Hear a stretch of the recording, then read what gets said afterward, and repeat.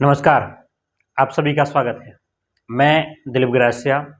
आज हम एक ऐसे चर्चित मुद्दे पर बात करने वाले हैं जो आए दिनों लगातार न्यूज़पेपरों में, चाहे प्रिंट मीडिया हो, चाहे टीवी चैनल हो, चाहे लोगों की बातें में हो, लगातार एक बात पर डिस्कशन होता है। चाहे आप परीक्षा की भर्ती की तैयारी कर रहे हो ना, किसी भी गवर्नमेंट एग्जाम की तैयारी कर रहे हो, तब भी चर्चा में रहता है। और वैसे भी सामान्य तौर पर नॉर्मली रैलियों में, छोटी बड़ी रैलियों में, जब राजनीतिक रैलियां होती है तो उसमें भी ये टॉपिक चर्चा में रहते हैं कि भिल प्रदेश। तो आज हम एक ऐसे टॉपिक के ऊपर बात करने वाले हैं कि क्या मांग है, ठीक है, क्या मांग है, क्या ये मांग पूरी की जा सकती है, और कुछ बातों का कि ये कहाँ स्थित है ना, तो वास्तव में जेन्युइन मांग है या कुछ वैसे ही है, राजनीतिक मांग है। सारी बातों पर चर्चा करेंगे। चलिएगा एक एक पॉइंट पर। तो देखिएगा सबसे पहले कि भाई न्यूज़ क्या कहता है, ठीक है। तो मैं 2-4 न्यूज़पेपरों का आपको कटिंग आपको शो करा रहा हूँ ताकि आप इस बात को समझ लें कि न्यूज़पेपरों में बहुत चलने वाला मुद्दा है। तो राजस्थान आदिवासियों ने फिर रखी भिल प्रदेश की मांग, ठीक है, यानी कि भिल प्रदेश की मांग फिर रखी, ऐसा बता रहा है। देखो ध्यान से, ठीक है। अब आगे हम बात करें, यहाँ पर भिल प्रदेश की मांग की बात कर रहे हैं, ठीक है। ये कौन से अखबार में छपा है? तो एबीपी न्यूज की बात है। आगे देखिएगा ध्यान से, और है ना, एक और न्यूज है दैनिक भास्कर। बोलिएगा कौन सा अखबार? दैनिक भास्कर। इसमें भी यही बोला कि भाई भिल प्रदेश की मांग, और ये 17 जुलाई 2025 को छपा हुआ है, ठीक है। आगे देखिएगा, और एनडीटीवी राजस्थान, ठीक है, इसमें भी आपके पास में भिल प्रदेश की मांग ऐसा लिखा हुआ है, और ये भी आपके पास में 18 जुलाई 2025 का। ऐसा नहीं कि इसे 2025 का है, इससे पहले के भी न्यूज़ में है, बहुत सारे न्यूज़ में अगर आप देखेंगे, ठीक है। ये दैनिक जागरण का है, इसमें भी राजस्थान में फिर से आदिवासी गंगा अब नहीं, यानी कि भिल प्रदेश की मांग, ये यहाँ पर भिल प्रदेश, ठीक है। चलिएगा, तो हम लगातार हम लोग चर्चा कर रहे हैं, और ये पुराना मामला भी, ये जुलाई 2024 में भी इस बात को उठा था। भिल प्रदेश है ना, द इंडियन एक्सप्रेस में छपा हुआ था। कब? जुलाई 2024, 2025 में भी, 24 में भी, ठीक है। तो अब हमको बात समझ में आती है कि यार ऐसा कोई मुद्दा है जो न्यूज़पेपरों में लगातार छप रहा है, और कोई मांग ऐसी है जो लगातार उठ रही है, वो ये एक ही बात है कि भिल प्रदेश की मांग है। भिल प्रदेश की मांग है, तो लगातार यहाँ पर रैलियां हो रही है।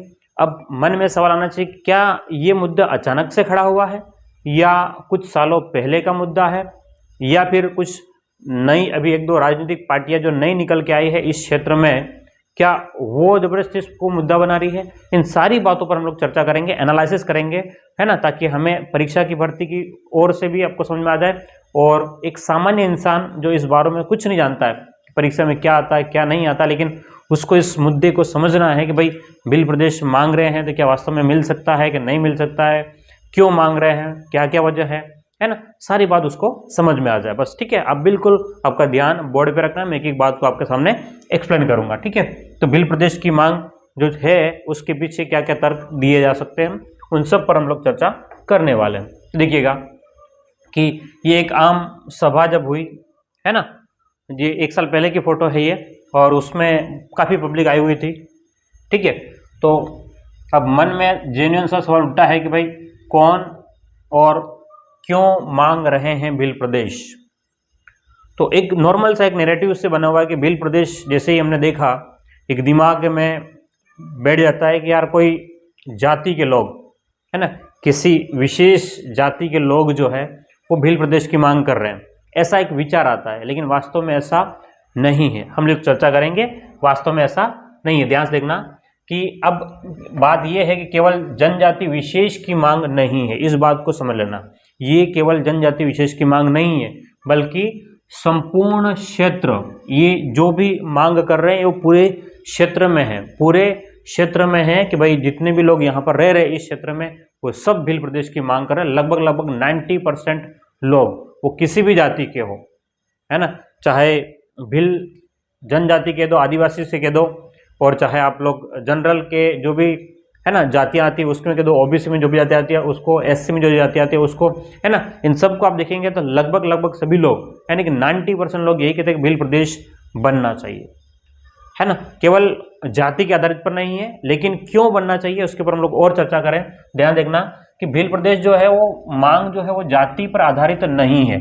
इस बात को क्लियरली समझ लेना कि भील प्रदेश राज्य की जो मांग है वो जाति पर आधारित नहीं है, बल्कि कौन से पर आधारित है, भाषा पर आधारित है। बोलो कौन सी पर, भाषा पर। अब कुछ लोगों के मन में सवाल आएगा कि यार भाषा पर कैसे हो गए, भील तो जाति है।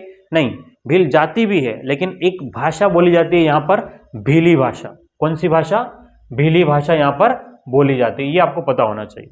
भीली भाषा जो हम लोग वागड़ी बोलते हैं वही हमारी क्या है, भीली भाषा है ना, उसी के समतुल्य है ना, भीली यानी कि वागड़ी। और ये वागड़ी जो है वो आप इस क्षेत्र में, इस क्षेत्र का मतलब है चाहे प्रतापगढ़ में हो, बांसवाड़ा में हो, डूंगरपुर में है, इधर से आप लोग रतलाम के आसपास में है, थानला झाबुआ है ना, दाहोद की ओर लगभग यही आपको भाषा देखने को मिलेगी आज पूरे इस क्षेत्र में, है ना, चाहे वो किसी भी वर्ग का हो। इसका मतलब है कि यहाँ पर कौन सी भाषा बोली जा रही है, भीली।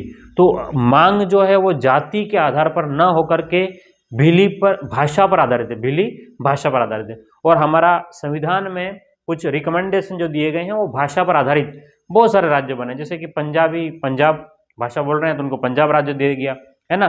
जैसे कि आपके पास में महाराष्ट्र और गुजरात को जब अलग किया, गुजराती वालों को अलग कर दिया, है ना, मराठी वालों को अलग कर दिया, ठीक है। तो मतलब बहुत सारे एग्जाम्पल है ऐसे जहां पर भाषा पर आधारित राज्य बनाए गए हैं। तो ये भी एक मांग है कि यहाँ पर जो भीली भाषा पर आधारित भील प्रदेश की मांग रखी गई है, ठीक है। तो अब बात यह कि कुछ लोगों ने क्या हुआ कि कुछ लोग जो है वो इस बात को एक्सेप्ट नहीं करना चाहते हैं, एक्चुअल में ये है, ठीक है। तो अब यहाँ बात है कि ये किसी भी वर्ग के क्यों ना हो, सबके सब यही मांग रहे हैं। और यहाँ पर क्या है कि गुजराती जो है ना, बात को समझना कि इस भाषा पर गुजराती का हल्का सा प्रभाव को देखने को मिलेगा।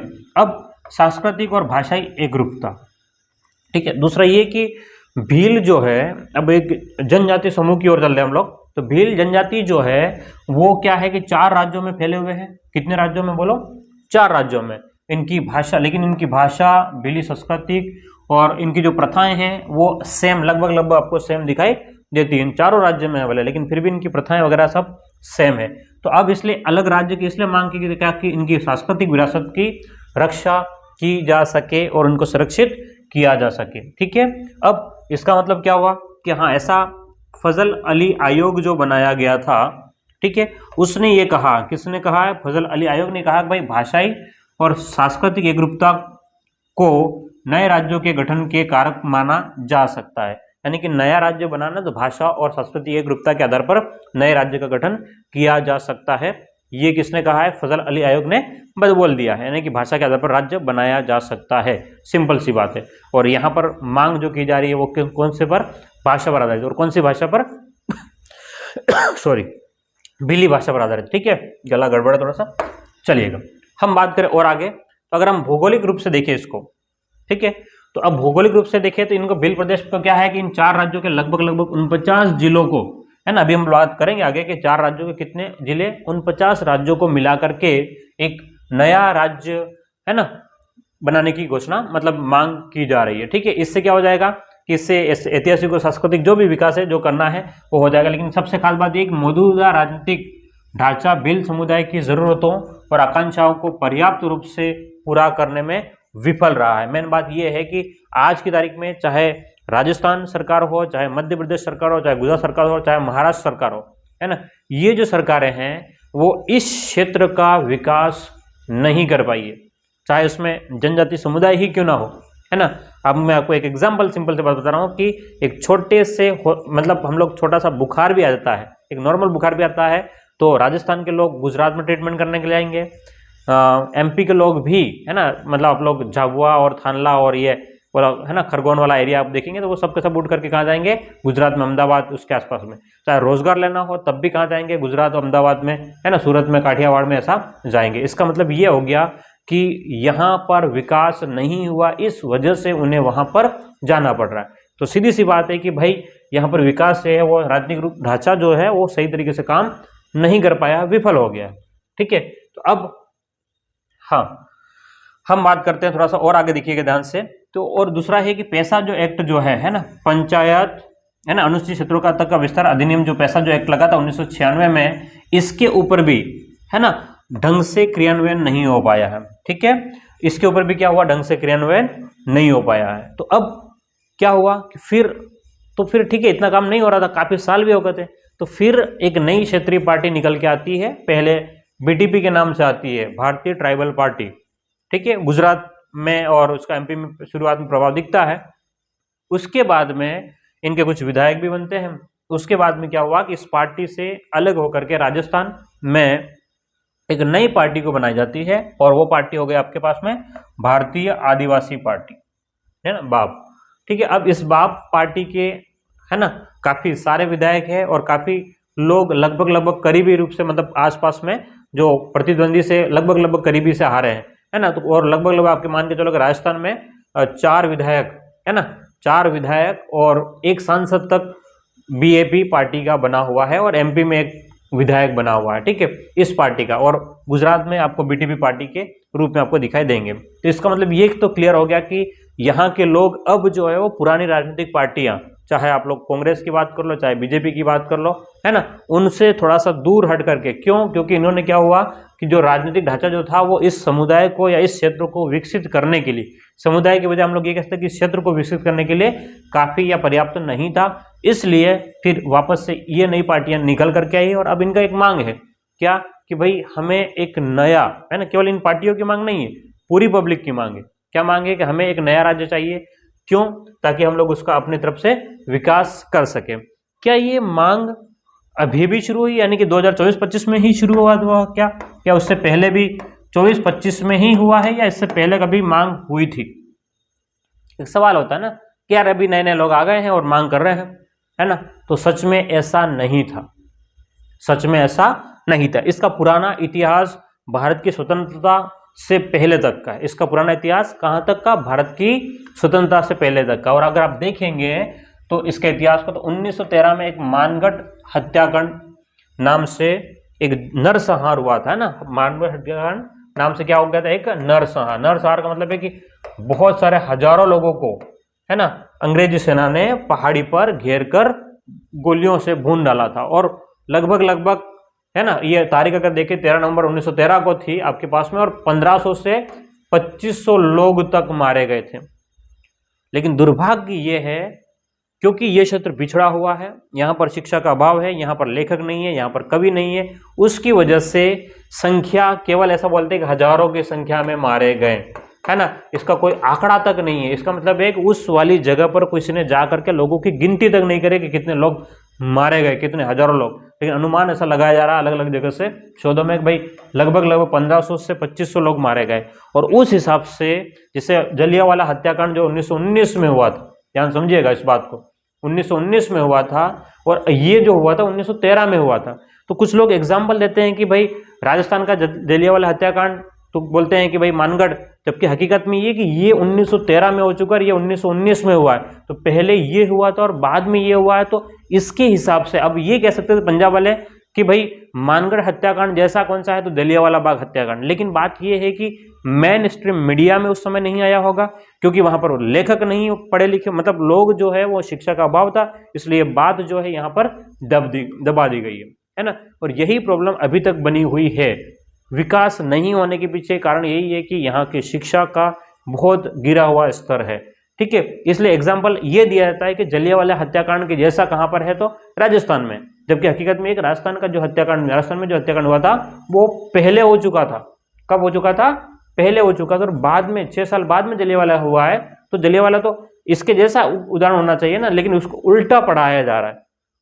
समझ में आ रही है बात को? ठीक है, चलिएगा आगे हम लोग बढ़ते हैं।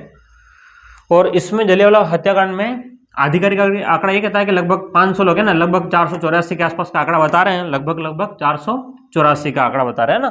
ठीक है, तो लेकिन फिर भी अपन ये कहते हैं हजारों लोग होंगे, तो फिर यहाँ पर भी कोई कम लोगों की डेथ नहीं है, बहुत ज्यादा लोगों की डेथ हुई थी उस समय पर।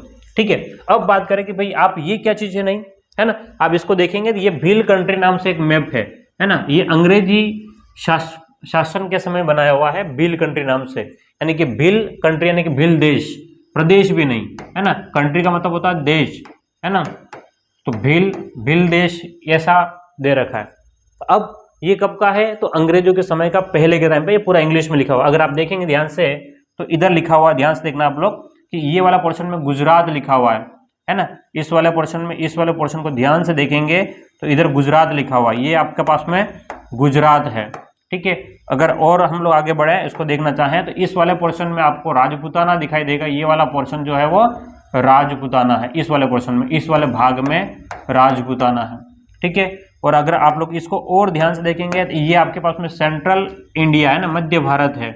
ठीक है, इसके बाद में आपके पास में, तो आप ध्यान से देखना, अब इसमें और अगर आप नोटिस करेंगे तो ये यहाँ पर सिरोही लिखा हुआ है, यहाँ पर कौन सा जिला लिखा हुआ है, सिरोही। ये अंग्रेजों के समय की बात कर रहा हूँ मैं, अंग्रेजों के समय पर यहाँ पर उदयपुर लिखा हुआ है ना। अगर आप ध्यान से देखेंगे तो ये आपके पास में डूंगरपुर है ना, यहाँ पर बांसवाड़ा लिखा हुआ है, यहाँ पर दाहोद लिखा हुआ है ना, यहाँ पर छोटा उदयपुर लिखा हुआ है ना, हाँ, यहाँ पर खरगोन लिखा हुआ है। ठीक है, खरगोन लिखा हुआ है, और इस प्रकार से लगभग आप देखेंगे ध्यान से, कुछ शब्द दिखाई नहीं दे रहे हैं क्योंकि इसका मैंने कॉपी किया हुआ है, तो कुछ चीजें नहीं दिखाई दे रही। लगभग ये आपके ये पोर्शन जो है वो महाराष्ट्र है ना, यहाँ पर ये नासिक लिखा हुआ है, यहाँ पर क्या लिखा हुआ है, नासिक। तो आप देख सकते हो कि ये भाई कितना बड़ा उस समय क्षेत्र को अंग्रेजों ने माना था कि ये भील प्रदेश है, कितने बड़े क्षेत्र को अंग्रेजों ने माना था कि ये भील प्रदेश है। अब प्रॉब्लम क्या हो गई, जब देश आजाद हुआ और राज्यों का विभाजन हो गया है ना, उस समय ये वाला जो पोर्शन है वो अलग अलग टुकड़ों में बांट दिया। सबसे दुर्भाग्य की बात मैं कहूंगा कि सबसे दुर्भाग्य की बात ये हुई थी कि अंग्रेजों ने चलो इसको एक पूरा राज्य के रूप में माना है ना, भील कंट्री या भील देश के नाम से माना, लेकिन जब देश स्वतंत्र हुआ तो इसको ऐसे, क्योंकि मेरे को ऐसा लगता है, जैसे मेरा पर्सनल व्यू है कि इनको लग रहा था कि ये सबसे खतरनाक चीज यहाँ हो सकती है ना, या ये कह सकते हैं कि ये लोग एक साथ हो गए तो और भी कुछ बहुत बड़ा चीज हो सकती थी। इन्होंने क्या हुआ कि जब 47 में जब राज्यों का बंटवारा हुआ ना, ध्यान समझना इस बात को, तो उस समय तो राज्य कहीं अलग अलग फिक्स थे ही नहीं कि कौन सी जगह कौन सा कहाँ रहने वाला है। ठीक है, तो ये अंग्रेजों के बाद में क्या हुआ कि अब इसके पोर्शन में क्या करते हैं, ध्यान समझना इसको, कि ये पूरा भाग बांसवाड़ा और इधर वाले भाग को काट करके इधर से इस वाले भाग को, इस वाले पोर्शन को हमारे पास में राजस्थान में मिल गया है ना, इसको किस में मिला दिया, राजस्थान में मिला दिया। अगर आप नोटिस करोगे और तो ये जो पोर्शन था आपके पास में, ये धार है ना, ये धार, ठीक है, ये झाबुआ, ठीक है, ये वाला एमपी का पोर्शन था। ये किसका पोर्शन था, एमपी का था। ये वाला पोर्शन आपका गुजरात का था। ये वाला पोर्शन अभी किसको मिला दिया, गुजरात में, और ये वाला पोर्शन जो है वो महाराष्ट्र में डाल दिया। ठीक है, तो मतलब आप सोच सकते हो, ध्यान समझना इस बात को, अगर आप नोटिस करेंगे तो ये कितने टुकड़ों में बांट दिया गया, आप खुद इसको महसूस करके देख लो कि भाई ये वाले पोर्शन को किस में बांट दिया, देखो ध्यान से, ये वाले पोर्शन को राजस्थान में दे दिया है, इस वाले पोर्शन को, ये जो भाग था इसको डाल दिया गुजरात के अंदर है ना, इस वाले भाग को पूरे महाराष्ट्र मतलब एमपी में डाल दिया, मध्य प्रदेश में, और ये जो बचा हुआ भाग था इस वाले पोर्शन को महाराष्ट्र में डाल दिया। मतलब एक ही जो भील देश उस समय जो चलता था उसको 4 भागों में बांट दिया। सबसे बड़ी प्रॉब्लम ये हो गई, अब ये 4 भागों में बांट दिया गया है, तो अब ये वापस से वही डिमांड हो रही है कि भाई ये जो पहले अंग्रेजों के समय तो बना हुआ था और ये उसको वापस से बनाया जाए। ठीक है, अगर ज्योग्राफिक रूप से देखेंगे तो ये हम लोग भारत के मैप पे और हम लोग जाएं, थोड़ा सा देखना ध्यान से, तो आपको कुछ चीजें नजर आएगी। ये यहाँ पर आपके पास में ये राजस्थान का बॉर्डर ये जाता है, ठीक है, ये आपके पास में गुजरात है, और इधर आपका महाराष्ट्र है, तो आपके पास में इधर एमपी है। तो ये जो पोर्शन है, इस वाले पूरे पोर्शन में हम लोग बात कर रहे हैं कि यहाँ पर जो है वो भील प्रदेश की स्थापना की जाए। इस वाले पोर्शन में ये जो है वो भील प्रदेश बनाया जाए, ऐसा कह रहे हैं। ठीक है, मतलब कुछ पोर्शन गुजरात का काट दिया जाए, कुछ राजस्थान का, एमपी का, और इसको बना करके वापस बनाया जाए, ऐसा मांग की जा रही है। ध्यान से देखिएगा थोड़ा सा, और हम लोग इसमें मैप में जाए तो इस वाले मैप को अगर आप देखेंगे तो आपको और नजर आएगा कि ये जो है यहाँ पर है ना, ये गुजरात और राजस्थान और मध्य प्रदेश, इस वाले पोर्शन में ऐसा मांग की जा रही है कि भाई ये वाला पोर्शन हमको वापस से हमारा भील प्रदेश अलग से बना दिया जाए, ऐसा ये। ठीक है, पूरे भारत के नक्शे में आप लोग देखेंगे तो इस प्रकार से आपको दिखाई देगा। चलिएगा, और अगर जिलों की बात करें भाई कौन कौन से जिले इसमें शामिल करने की बात की जा रही है, तो अगर आप देखेंगे, ध्यान से समझना इधर, तो काफ़ी जिले हैं, लेकिन मैं इतना सबको डिटेल से तो नहीं बोल पाऊंगा एक एक डिस्ट्रिक्ट को, लेकिन ये अगर आप मैप में देखें तो यहाँ से ये डूंगरपुर, बांसवाड़ा, और ये आपके पास में यहाँ पर ये राजस्थान के जिले हैं, है ना, ये किसके जिले हैं, राजस्थान के। ओके, उसके बाद में आपके पास में और कौन से जिले हो जाएंगे, तो ये दाहोद, ठीक है, इसके बाद में अलीराजपुर, है ना, इसके बाद में नर्मदा, धुले, डांग, ये वाला जो पोर्शन है आपके पास में, है ना, पालघर थाना है ना, वलसाड़, और ये आपके पास में सूरत तो लास्ट है, ये तो आप यहाँ तक खत्म हो जाएगा। इधर ये वाला पोर्शन जो महाराष्ट्र का आ जाएगा, ठीक है। और बचा हुआ भाग जो आपके पास में जलगांव है ना, खंडवा और ये बुरहानपुर, हम लोग आप देखेंगे ध्यान से, तो ये आपके पास में ये राज्य 3, तो इधर से राजस्थान का टुकड़ा, इधर से एमपी, है ना, यहाँ से एमपी, और यहाँ पर आपके पास में कौन सा, महाराष्ट्र, ये मिल करके, है ना, यहाँ पर गुजरात, ये 4 राज्यों के टुकड़े यानी कि जिले, कितने जिले, 49 जिलों को मिला करके, 49 डिस्ट्रिक्ट को मिला करके एक नए राज्य की मांग की गई है। और नए राज्य के नाम क्या मांगा गया है, भिल प्रदेश, ठीक है। ये एक मांग काफी समय से चल रही है और 1900 गोविंद गुरु महाराज, है ना, जहां पर सम सभा की स्थापना की, उसके बाद से लगातार चली आ रही है, ठीक है। आगे बढ़े थोड़ा सा, तो अब वर्तमान में क्यों ऐसा, ठीक है, ये तो पहले के टाइम पे था, है ना, और वर्तमान में इन जिलों की मांग करते, ऐसा क्या कारण हो गया, क्यों। तो सबसे पहले हम देखिए कि भाई संस्कृति की बात करते हैं, यहाँ पर जो जनजातियां रहती हैं उनकी संस्कृति बिल्कुल अलग है, ठीक है। उसके बाद में हम कह सकते हैं कि शिक्षा का स्तर थोड़ा बहुत पहले की तुलना में बढ़ा है, लेकिन अभी भी प्रॉब्लम क्या पता है कि जिन लोगों में शिक्षा का स्तर बढ़ गया है उन लोगों ने अपने सरनेम भी छुपा दिए हैं। बहुत सारे लोग ऐसे हैं यहाँ पर, जैसे मेरा नाम दिलीप गरासिया है, ठीक है, ये मेरा सरनेम है, ठीक है, मैं खुद भी उस समुदाय से आता हूँ, है ना, मैं खुद भी आदिवासी समुदाय से आता हूँ, भिल जनजाति से आता हूँ, तो मेरा सरनेम दिलीप गरासिया है। अब क्या हो गया कि मैं अगर ज़्यादा पढ़ लिख जाऊँ तो मैंने अपना सरनेम ही कुछ बदल दिया, है ना, और ऐसा सरनेम लिख दिया कि मेरे सरनेम से लोगों को पता ही नहीं चल रहा है कि मैं इस समुदाय का हूँ, है ना। ऐसा बहुत सारे लोगों ने किया है, मैं किसी का नाम या किसी को टारगेट नहीं कर रहा हूँ, ठीक है। तो अब इसमें क्यों किया, कारण है कि उनको मजा आ रहा था, नहीं, उनको मजा नहीं आ रहा था, क्योंकि ये सब लोग जो है, क्योंकि अगर आप देखेंगे भारत में जो कास्ट सिस्टम है, जाति व्यवस्था जो है, उसकी वजह से बहुत बार क्या होता है कि भेदभाव का सामना करना पड़ता है, काफी लोगों को सामना करना पड़ता है, इवन उसमें मैं भी आ गया हूँ, है ना, हर किसी को इस चीजों का सामना करना ही पड़ता है कहीं ना कहीं से, ठीक है। तो इन चीजों से व्यक्ति जब पढ़ लिख जाता है, उसको पता है कि यार ये सब चीजों से उलझ करके क्या ही मतलब है, तो अपने आप को थोड़ा सा अलग कर देते हैं। लेकिन दूसरा ये रास्ता है कि नहीं, अलग क्यों किया जाए, इससे क्यों ना इसी ही जाति का विकास किया जाए, इसी जाति को क्यों ना आगे बढ़ाया जाए और एक साथ बढ़ करके एक साथ देश का विकास किया जाए, एक भावना ये हो सकती है, ठीक है। चलिएगा आगे बात करें, शिक्षा के स्तर की बात करें, शिक्षा के स्तर की बात करें तो प्रॉब्लम क्या है कि यहाँ पर शिक्षा का स्तर अभी भी बहुत कम है।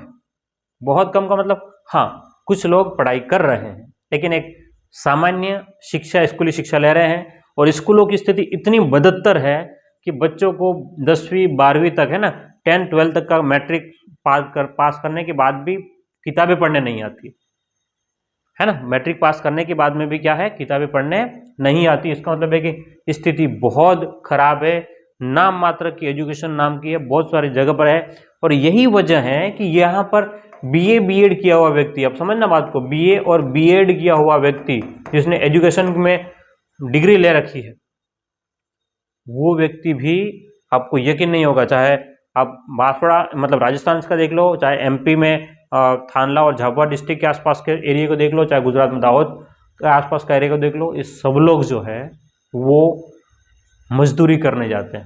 और मजदूरी कौन सी, जो दिहाड़ी मजदूरी होती है ना, जो घरों के काम चलते हैं, वो मजदूरी करने जाते हैं। मतलब ये दुर्भाग्य है, कारण ये कि हमारी एजुकेशन में नाम मात्र की डिग्री दे दी गई है और उस वजह से इनका विकास या सही तरीके से नहीं पढ़ाया जाना भी एक जो नुकसानदायक साबित हो रहा है। उस नुकसानदायक की वजह से क्या होने वाला कि जो युवा जो है वो, आजकल के युवा जो है वो नशे की आदत में, है ना, आजकल और नया चीज़ें आ गई, रील बनाने के चक्कर में, है ना, इन चीज़ों में उलझता जा रहा है, और इन चीज़ों में उलझता हुआ फिर और भी इसको सुविधाएं नहीं मिल पा रही है, ठीक है, ओके। हाँ, लिखिएगा, आगे हम बात करें थोड़ा सा और इसके ऊपर और चर्चा करें तो चिकित्सा की पर्याप्त सुविधा नहीं है, सबसे बड़ी प्रॉब्लम ये है ना, और राजधानी से दूरी बहुत ज्यादा है। जो चिकित्सा की सुविधा क्यों नहीं, जब सरकार इतना काम कर रही तो। मैं आपको एक एग्जांपल दे रहा हूं, ध्यान से देखना, एक एग्जांपल है, अभी लेटेस्ट एग्जांपल, ठीक है, लेटेस्ट एग्जांपल है। अभी कुछ दिनों पहले मैं जब वीडियो रिकॉर्ड कर रहा हूं तो आज की तारीख जो है मान के चलो कि 28 तारीख है ना, 28 सितंबर की बात है, तो आज से 3-4 दिन पहले की बात है। राजस्थान के प्रतापगढ़ जिले में एक तहसीलदार होते हैं, एसडीएम साहब होते हैं, और एसडीएम साहब को अचानक से दिल के दौरे पड़ने जैसी कुछ फीलिंग आता है, सांस रुकने जैसा, मतलब ऐसा लग रहा है घुटन सा। तो हॉस्पिटल में पहुंचते हैं तो वहां पर बीपी को मेजर करने के लिए कोई व्यक्ति नहीं मिलता है। एम्बुलेंस, आधे घंटे तक एम्बुलेंस नहीं आती है। एम्बुलेंस वो भी किसके लिए? एक तहसीलदार के लिए, एक एसडीएम के लिए, है ना। हम लोग कहते हैं कि एक एसडीएम के लिए एम्बुलेंस तक नहीं आती है। कितना दुर्भाग्य की बात है। फिर आम पब्लिक के लिए तो कहाँ ही आएंगे, है ना। जिसको फोन लगा रहा है वो उठा नहीं रहे फोन, और उसकी मौत हो जाती है। क्या होती है? मौत हो जाती है। इसका मतलब क्या हुआ कि स्वास्थ्य सुविधाएं जो है वो पर्याप्त नहीं है, जो फैसिलिटीज जो मिलनी चाहिए वो पर्याप्त नहीं है इस क्षेत्र में। एक और एग्जांपल दे रहा हूं मैं आपको, है ना, कि हमारे एक कुशलगढ़ में एक एसडीएम साहब थे, है ना। आपको खबर होगी, आपको बहुत सारों को पता भी होगा कि कुशलगढ़ ये बांसवाड़ा जिले में पड़ता है। कहाँ पर? बांसवाड़ा डिस्ट्रिक्ट में आता है, एक तहसील है। यहाँ के एसडीएम साहब बरसात के समय पर जा रहे थे और एक पुल पर पानी आ जाता है और उस पुल में गाड़ी उनकी जाने की वजह से बह जाती है और उनकी मौत हो जाती है। इसका मतलब है कि पुल भी ढंग से बने हुए नहीं हैं। क्या? पुल भी ढंग से बने हुए नहीं है, यानी कि मूलभूत सुविधाओं की अभी भी क्या है? कमी है। क्या इस बात को समझ में आ रहा है ना। ये किसी जाति के लिए नहीं है, ये किसी धर्म के लिए नहीं है। बात समझ में आ रही है? ये हमारे क्षेत्र के विकास के लिए है। इसका मतलब ये है कि हम किसी भी वर्ग से संबंधित रखते हो, लेकिन प्रॉब्लम ये है कि हमारा क्षेत्र जो है, जो दक्षिणी राजस्थान है, उसका अभी भी विकास नहीं हो पाया। यही वजह है ना। आप देखना ध्यान से, आप और जो लोग, है ना, अगर मान लो आप एसटी कैटेगरी में बिलोंग नहीं करते हो, है ना, ठीक है, आप जनजाति वर्ग में बिलोंग नहीं करते हो, और आप हो सकता है आप जनरल वर्ग में बिलोंग करते हो। मैं आपके लिए भी एक बात समझ में आ रहा, मैं बता रहा हूँ, जो ध्यान सुनना।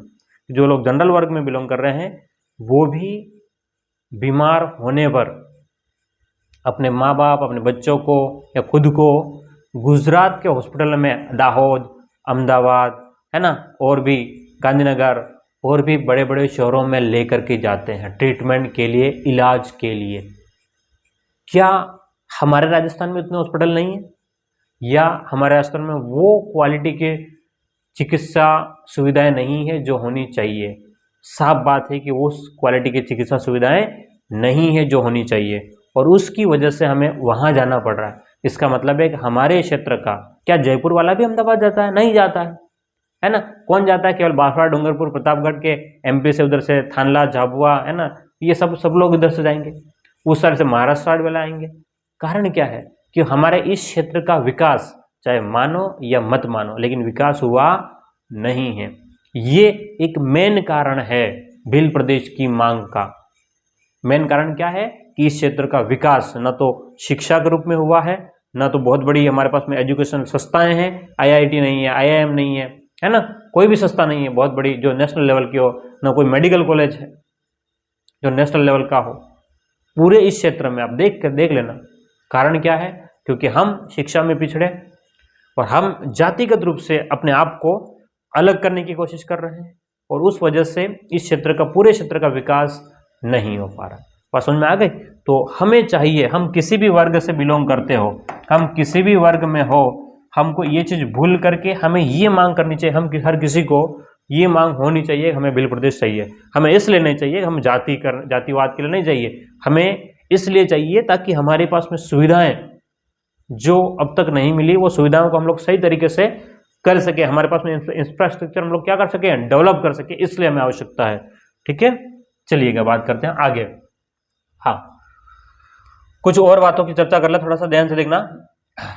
तो ये अलग राज्य बनाने की प्रक्रिया क्या है? अब सवाल आता है भाई अलग राज्य बनाने की आप मांग कर रहे हो, ठीक बात है, बनेगा कैसे? तो अब हमारे संविधान में पहले भाग में, है ना, संविधान के भाग फर्स्ट में लिखा हुआ है। संविधान के कौन से भाग में? पहले भाग में। अनुच्छेद कौन सा है? अनुच्छेद 3 में लिखा हुआ है। क्या लिखा हुआ है अनुच्छेद 3 में?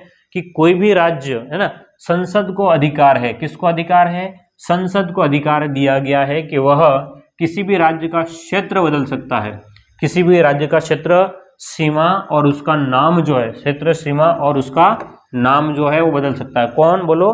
तो संसद के पास में है, पार्लियामेंट में इसके पास में अधिकार है। ठीक है, तो अब बात यह है कि संसद के पास में अधिकार है और सबसे बेस्ट समय अभी है।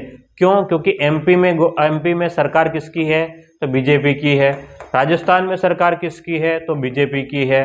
गुजरात में सरकार किसकी है? तो बीजेपी की है ना। उसके बाद में महाराष्ट्र में तो बीजेपी समर्थित ही है ना, बीजेपी समर्थन करने वाली पार्टी की ही है।